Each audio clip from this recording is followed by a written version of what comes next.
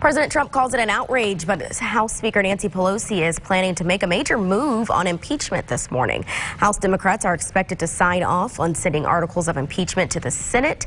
And as Fox News correspondent Doug Luzader reports, a Senate trial may already be taking shape.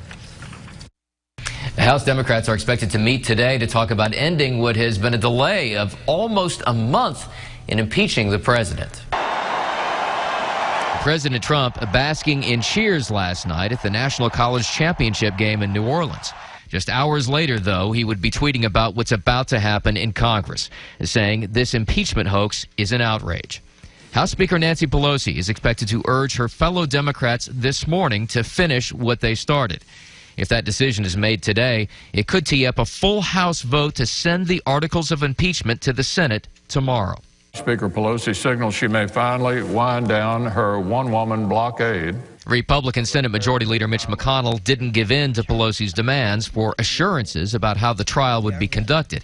But Democrats say the public will now insist that witnesses be called. Utah's Mitt Romney may back them up. At that point, I'll be voting in favor of considering witnesses, and whether we do that one by one or in group, time will tell. Without these things, a Senate trial would become a farce.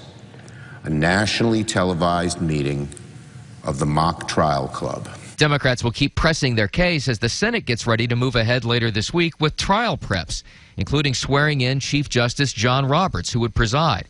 And the first trial presentations could start a week from today. And if that's how this works out, that would come less than 2 weeks before the Iowa caucuses. In Washington, Doug Luzader, Fox News.